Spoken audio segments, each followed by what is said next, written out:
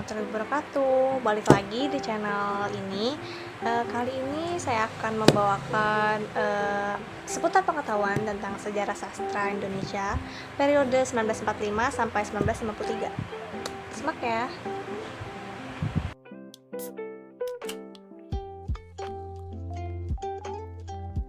Pertama, ada pengertian membaca kritis.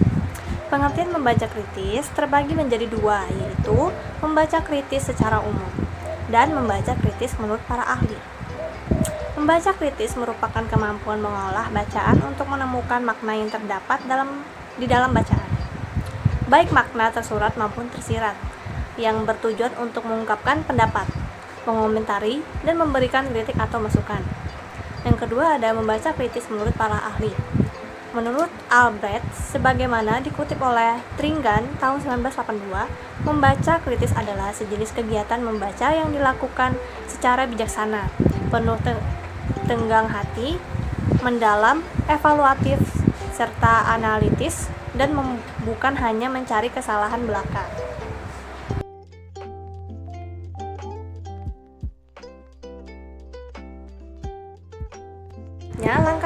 Langkah-langkah dalam membaca kritis.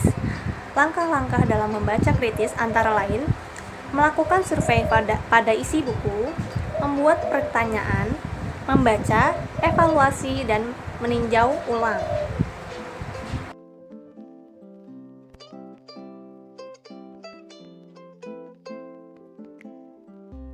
Perlunya sikap kritis dalam membaca.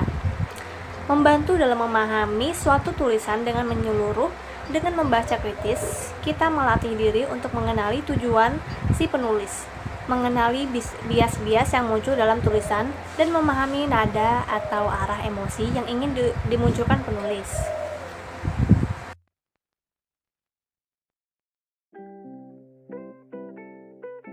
Metode yang dapat meningkatkan sikap kritis dapat dilakukan untuk mengasah kemampuan membaca kritis, yaitu metode SQ 4R, yang berarti survey, question, read, recite, review, dan reflect. Kesimpulannya adalah membaca kritis adalah cara membaca dengan melihat motif penulis, kemudian menilainya. Membaca kritis berarti kita harus mampu membaca secara analisis dan dengan memberikan suatu penilaian. Membaca kritis merupakan proses atau kegiatan membaca dengan cara memahami teks untuk kemudian dianalisis dan nilai kelayakan teks tersebut. Dalam hal ini, seorang pembaca harus mampu menganalisis dan menilai apakah yang dibaca itu bermanfaat atau tidak. Apabila hasil penilaian terhadap isi bacaan tersebut sangat buruk, berarti si pembaca tidak perlu menyebarluaskan hasil bacanya kepada orang-orang. Membaca kritis hanya dapat dilakukan terhadap bahan pustaka non-fiksi, bahan bacaan fiksi seperti cerpen, novel, atau komik. Tentu sulit bila harus dibaca dengan kritis, dan bahkan tidak ada alasan untuk melakukan sebab pembaca akan dapat pula memahami apa yang dibacanya, dan dia pun akan mempunyai kepercayaan diri yang lebih mantap daripada kalau dia membaca tanpa usaha berpikir secara kritis.